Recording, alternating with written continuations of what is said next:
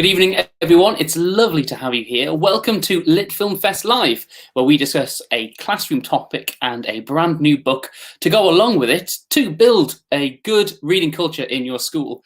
I'm Tim, and tonight we have we're mixing enchanted stories with Welsh fiction, and we have a real magic weaver and myth imbiber. It's the first Welsh Children's Laureate, Catherine Fisher. Welcome, Catherine. How are you? Hi, I'm fine, thank you. Thank you for having me on. Oh, it's a real pleasure. Would you like to tell us a little bit about you and what you've been writing? Well, I've been writing my latest trilogy, which is the Clockwork Crow trilogy. There it is. That's book 1. And book 2 was The Velvet Fox. And the third one is The Midnight Swan, which has just come out now in October recently.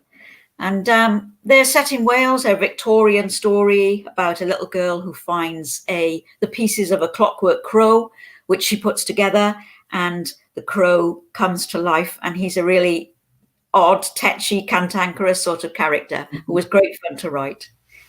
Well, that's who we like to read about. The cantankerous characters are some of the great ones, aren't they? Yeah, yeah. How do you mix myths and Welsh culture together? What's that process like for you? Well, I wanted the story to be set in Wales, so it's a Victorian story. It's sort of set in a big old house in the middle of Wales. So there's lots of bits, tiny little bits of Welsh language and Welsh culture, but also mixed up with that is a lot of fairy tale stuff. Fairy tales from all different places, really. So that Seren's story involves the Welsh fairies, which are called the Tylwyth Teg or the Fair Family, or usually they're just called them. And she's very scared and worried about them, and they crop up in the whole of the 3 books. Fantastic. We're very privileged, and big thanks to Firefly Press for providing us with a trilogy, this Clockwork Crow trilogy that you've written. That's doing very well, very successful. Yeah. But please do like, share, and comment to be with a chance of winning that. The competition runs to next week, midnight, and it's UK and Ireland only. Yeah, we'd also love to answer any questions as well on the show. So if you do have any questions for Catherine about Welsh fiction and maybe how you can teach it or what she's seen classes do with her books, I'm sure you've got a real wealth of knowledge on that, Catherine. We'd love to make this a bit of a dialogue with our audience as well tonight. Okay. And also big well done to Hannah Ginger Biscuit McGlenn, who wins. I think that's her Facebook name, but she won last week's competition of Joe Wilson, our BBC sports presenter, who wrote a book called The Island That Didn't Exist. So big well done to you, Hannah. There'll be a book in your post probably when the Royal Mail has sorted itself out next week. So, Catherine, which themes does the Clockwork Crow really cover, and why do you think that's engaging for a class or children to read about? Themes. Well, like I say, it's a Victorian story, so it's set in Victorian times. Seren is an orphan. She comes to this big house where she doesn't actually know where she's going, but she's looking for a family. She's looking for a home. So that's a really strong element in the story, apart from the supernatural stuff. The fact that she's really looking for somewhere where she can be at home. But when she arrives at the house, she's got this vision of a great Christmas that she's going to have. But when she arrives, it's very dark, very cold, very empty. Something has happened in the house and she doesn't know what it is. So she decides that she's going to become a sort of detective and find out. She's a big fan of Sherlock Holmes, so she wants to be a detective. And she starts to try and find out what has happened to the family, especially to the little boy in the story, Thomas, who is missing and no one knows where he is. And she decides that she's going to be the one to find him.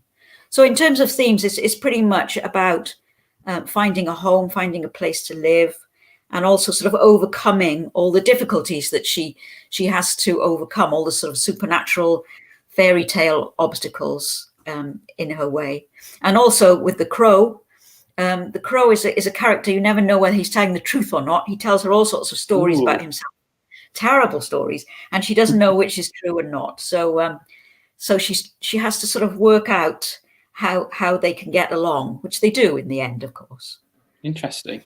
Oh, that adds a real spanner in the works then, all those red herrings going in, working out that mystery. Oh, great. And you take the reader on that journey with you as well, I imagine.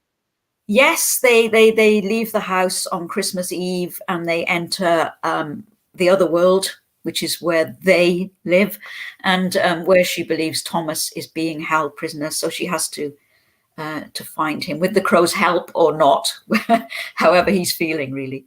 But yeah, so it's a journey story as well as being a sort of a home-based story. That's interesting.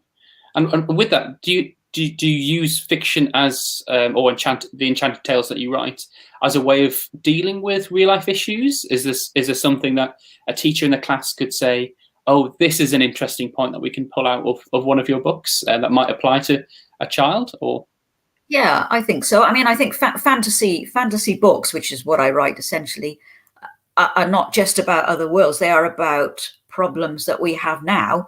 Only what the fantasy writer does is to change those problems into dragons or strange creatures. But there's always a very real, I think, human protagonist in the story, a real human character like Seren.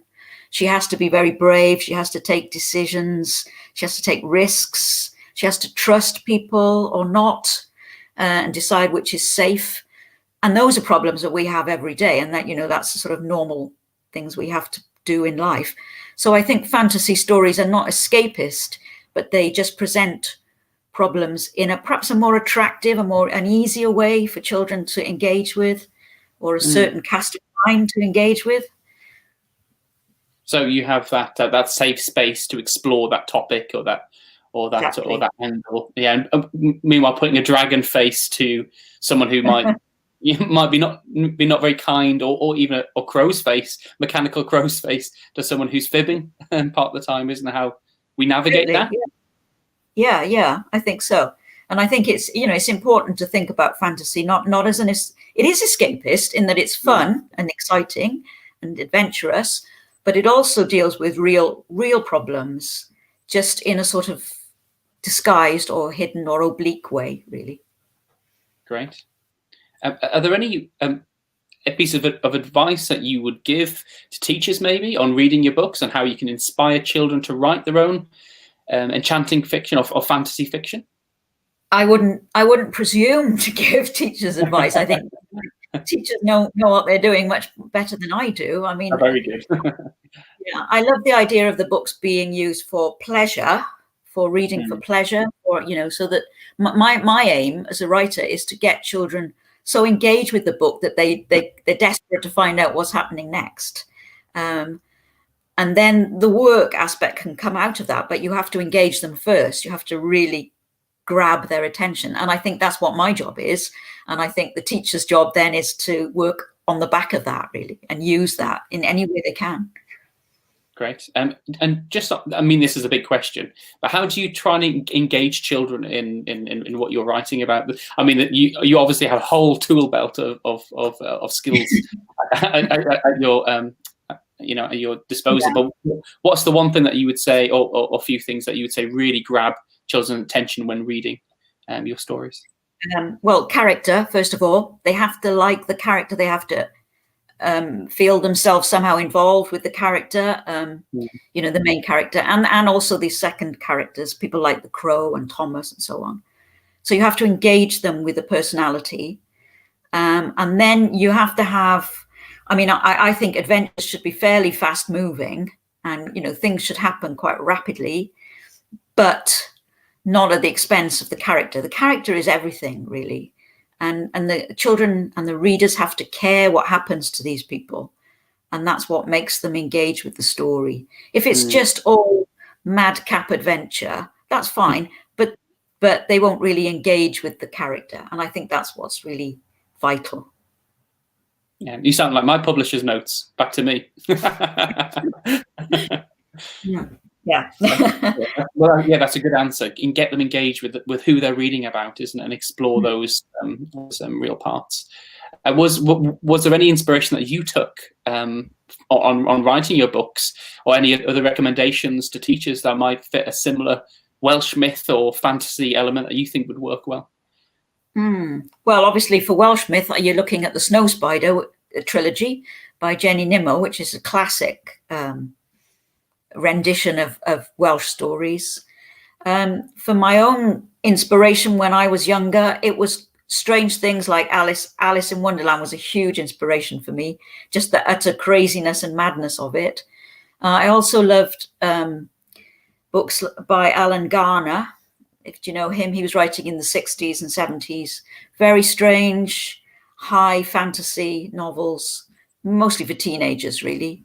And he pushed the boundaries of where fantasy could go. And I found him really inspiring. He did a Welsh, one of his books uses Welsh myth, The Owl Service, which is an amazing read if you've not read it. So those were the sort of books that inspired me and wanted, I wanted to write like him. I wanted to write like people like Ursula Le Guin and so on. So I wanted to write those sort of books. And that's what got me started really as a writer. And how do you take, I know you take, for one of your books very heavily from the Grail myth, don't you? How do you take a myth, maybe like a heavily Welsh steeped one, and twist that to make it fresher or to put your own spin on it? What would the process be for you? It's difficult to talk about the process because it's so instinctive. You just do it by instinct. But essentially, if we can take like Corbinic, which is the book you were talking about, it's based on the legend of the Holy Grail. What I did was I read lots of Grail stories, different ones from different periods, and thought about it. The one I really liked was perhaps the oldest one of all, which is a French story, actually, called Perceval. And I mixed that up with a Welsh version of it called Peredur. So I used bits from both of those.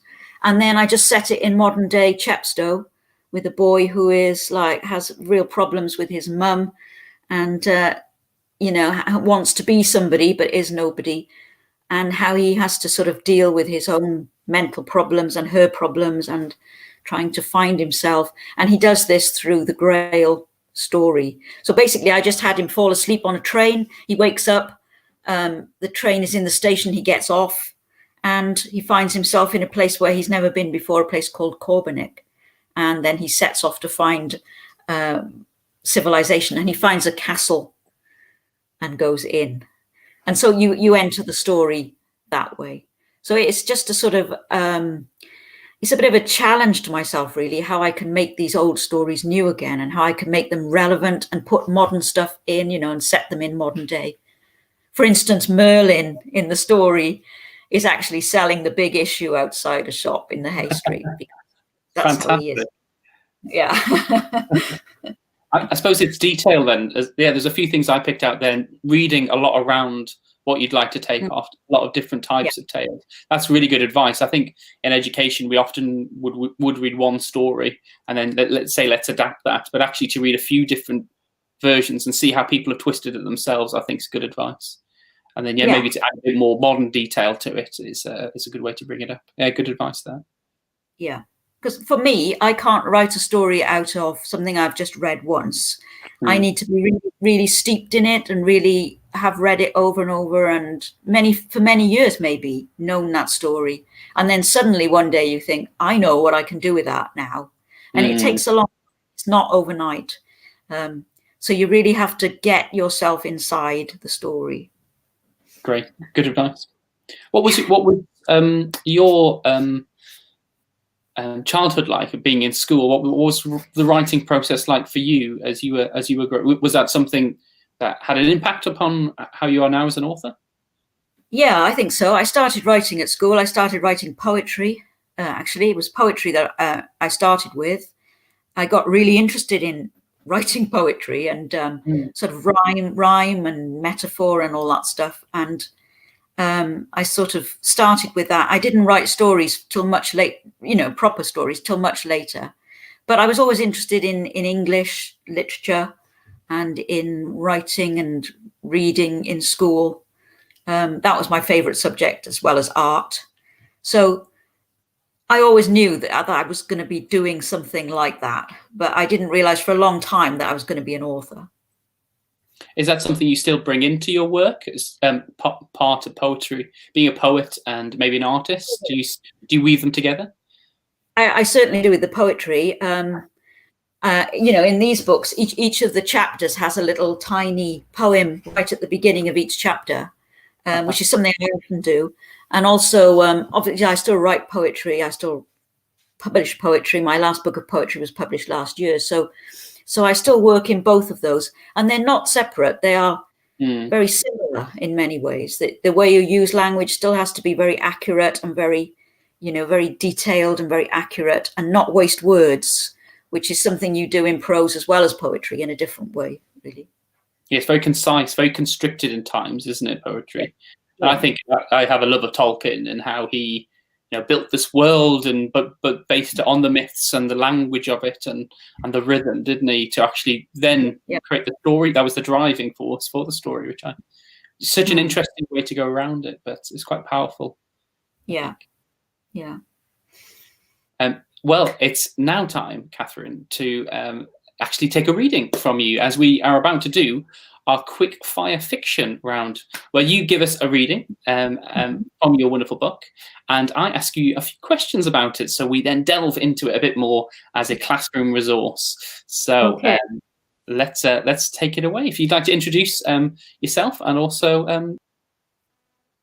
Okay, my name is Catherine Fisher, and this is The Midnight Swan, which is the third book in the Clockwork Crow trilogy. And I'm going to read a short excerpt from the beginning, near the beginning of the book. So we have a little girl called Seren. She's at a fair in a little town in Wales. It's a very hot midsummer day. And she's rather worried about her friend, the Clockwork Crow. He's not with her, but he has a big problem. And then suddenly she finds herself in a very strange place. Seren turned. Behind her was a small dark alley. It was squeezed between two houses, and its slanty strangeness made her take a few steps closer. Its walls were cobwebbed and its cobbles glittery. There was something not quite right about it, as if it led right out of the happy, sunlit day. She was about to turn away when she saw the nearest stall. "Oh," she said. It was a little way down against one wall. Its lopsided trestles were piled with old junk, kettles and books, looking worn and tattered and wonderfully musty. Seren hesitated just for a moment. Then she hurried down into the dimness. No one was there. A small lantern was propped on the top of a pile of china saucers, and a cup of ale, half empty, stood beside it. "Hello," she said softly. Her voice rang around the stone walls and overhanging roofs. The fair seemed very far away, its noises distant. Next to the lantern was a sign. It said, "Everything, 1 penny." Seren was relieved because that was all the money she had left. The books were certainly old. They were piled in dusty heaps, some of them spotted with mildew. They were bound in leather and calfskin, with their titles in gold letters. A few had metal clasps, and when she prized them open and looked inside, they were written in languages she didn't recognize at all. One actually fell to pieces as she turned its pages. She glimpsed unicorns and manatees and impossible animals, but the pictures crumbled to dust even as she tried not to breathe on them. They were unreadable. Disappointed, she pushed them aside, and from the bottom of the pile, she pulled out something else. It was a small casket made of dark metal. Thousands of tiny stars glinted on its sides. Beautifully painted on the lid, the face of a swan was staring out at her. Seren gasped. The swan's gaze was so direct she almost thought it was alive, especially as the eyes were inlaid with some shiny silver foil. It was a black swan and it wore a diamond collar. All around the painting were some words. She had to turn the box to read them. They said, "The box of the midnight swan. If you can open my closed lid, your heart's desire inside is hid." Seren's eyes went wide. This might just be what she was looking for. For the crow, after all, his heart's desire was to be magicked back into human form. Could it really only cost 1 penny? It seemed too good to be true.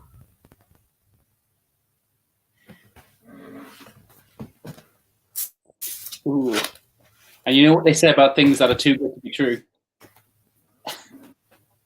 I don't know. Yeah, I need to read the story. It's fantastic. What a lovely extract. Yeah, really engaged me. So, Catherine, are you ready for the quickfire fiction round? Oh gosh, I'll try. Good. You will be graded at the end, but mark my words, I am a very generous marker. Okay. Okay. So, what does Seren see down the alley? Which adjectives do you use to describe what she sees? You are allowed to cheat with this. You are allowed to look. That's absolutely fine. Okay. Well, she sees the stall, obviously, and she sees that it's full of books and kettles and old things. I can't remember what adjectives I use. Let's have a look. Lopsided, trestles, old junk, Love that. worn, tattered. Yeah, worn and tattered. You use four great adjectives also in the paragraph that says it was squeezed between two houses from there. Yeah, it's really good ones in there. Strangeness, which is slanty is a word I love, actually. Slanted, cobwebbed, glittery. Yeah, those are the words I love. You got it. Yeah, good. Four marks from that one. Yeah, excellent. That phrase "slanty strangeness" is you. I can tell you having real fun writing that and putting those together with such great alliteration. It really rang out to me, that one. Yeah. Strangeness is a very powerful word, so you have to be careful how often you use it, but it's a very good word. Yeah. Okay. Oh, do people overuse strangeness then? Is that something, or not use it correctly? I don't think they overuse it, but I'm always aware that there are certain words that are really powerful, and you have to be sparing with them so that they always work.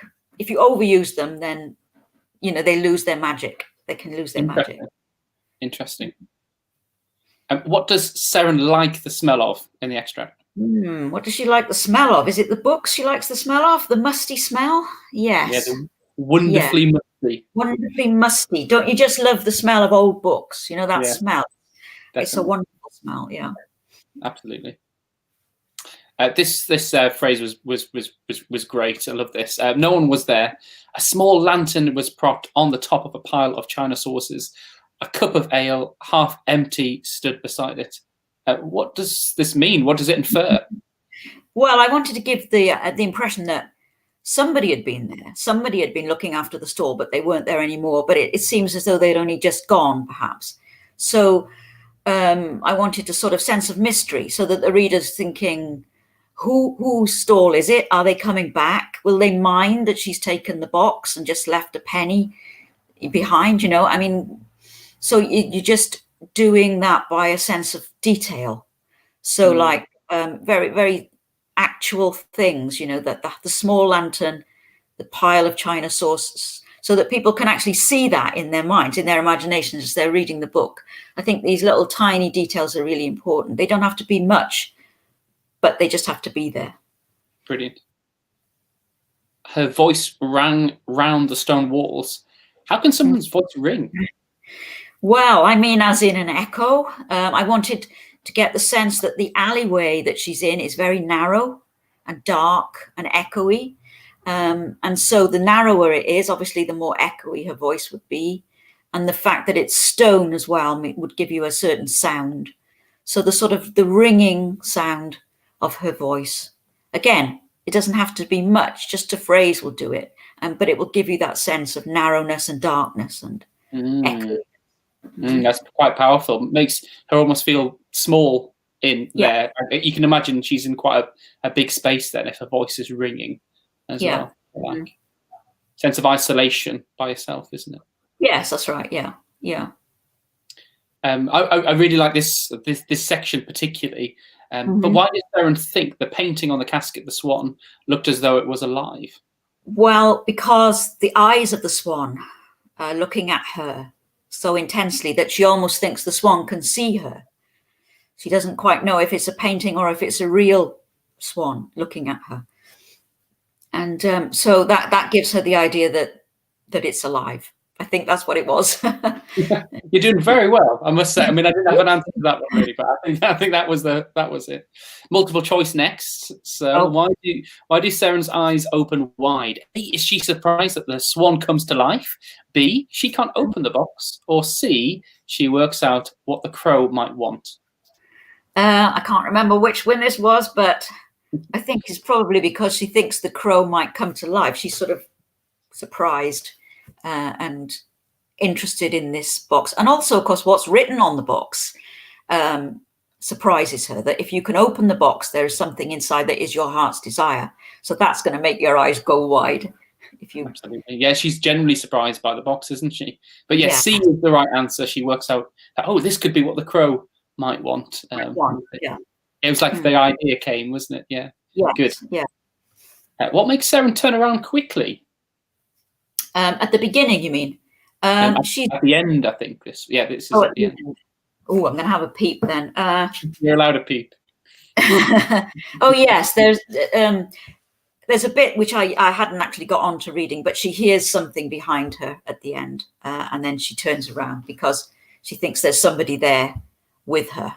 I'm not going to say whether there is or not, though, because people will have to read it to find out. Yeah, I like that. In this whole passage, she is alone, but there's a feeling that she isn't alone throughout the whole thing, isn't there? From these items left around her that are clearly someone else has been there recently, and then there's sounds around her as well, isn't there? So right, yeah, you want the mystery. Yes, it's mystery. It's to create an atmosphere of mystery, an atmosphere of threat, possible danger. She doesn't quite know who's there with her, and the reader doesn't know either. So that's what I want. And the reader is always thinking, what's going to happen? Who's going to jump out on her? Is somebody going to come back? So you want the reader to be in that state of worry. Yeah, don't go into the basement. Don't do it. Yeah. Last question, home straight. How does Seren feel across the extract? What would you say to that? Well, I think she's curious. She's always curious, Seren. She's always looking at it. She's always interested in things. So I would say she was certainly curious. I think she's sort of slightly nervous when she tiptoes down this dark alley on her own. And then she's interested in the books because books are one of her things. So she's really sort of curious about the books, the way she picks them up and looks through them, even the one that falls apart, And I think she really wants to buy something with her last penny. And then when she finds the box, she's even more curious and intrigued and interested in the box. I think she almost forgets her nervousness about where she is because of the box. So those are the words I would use to describe how she feels, really. Not strange. Strange wasn't used. No. Not appropriate. Well, Catherine, it's been a real pleasure having you on. Thank you so much for joining us. Would you like to tell us again about your books, which the trilogy particularly? Yeah, we can find them on the Firefly Press website as well. Yeah, and on my own website. That's the first one, which is set at Christmas. So if you want to read it now, it's just the right time, and it finishes on Christmas Day in lots of snow. And this is the second book, The Velvet Fox, which is set at autumn in the in Halloween. And the third book, which has just come out, The Midnight Swan, where the crow finally works out how to get back to human form, or does he? And that's set at midsummer, in the heat of midsummer. So those are the three books in the trilogy. And I hope people will read them and enjoy them. Well, thank you, Catherine. Thank you so much for joining us. Also, a big thanks to Firefly Press for giving us a copy of Catherine's trilogy as a giveaway. Please like, share, or subscribe for the whole week. Of course, you can do that. Each action classes as an entry, and it is UK and Ireland only, please. But it's been a real pleasure having you on. Happy Christmas. Hope everything goes well. It's a bit of a weird time for everyone, isn't it? But, it is. But happy Christmas to you, or as we say here, Nadolig Llawen to you. Nadolig Llawen, everyone. Take care, Catherine. Thank you very much. Bye. Bye.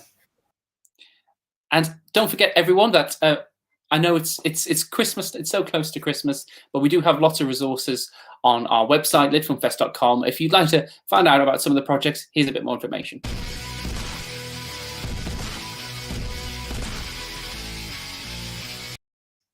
We've been producing the Quickfire Write Challenges, especially for you and your class and home learning. We've released many of these projects for free, so your children can learn about how the world works with a simple video before writing about it themselves using the Quickfire questions. We've also included lots of other activities to keep your children engaged around this topic, so you could teach this in one afternoon.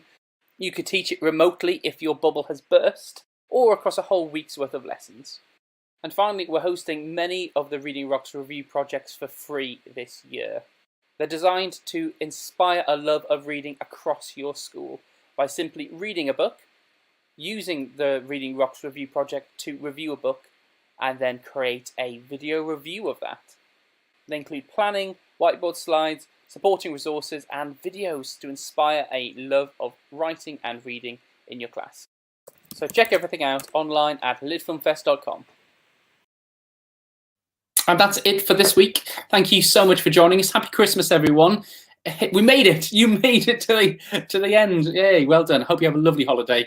I know it's a bit rubbish at the minute with all bubbles and staying at home for most of us, but try and get some rest. Try and recuperate for next term. And you know, the light is at the end of the tunnel for us. So let's stick together. Also, next week we have, as a little treat, we have Eileen Conway's book on parallel worlds and how your class can incorporate dystopian fiction into their writing. So that should cook us up for a nice little treat. So if you want to learn about that, join us on next week's Lit Film Fest Live, and also we'll make another resource for your classroom, another comprehension resource.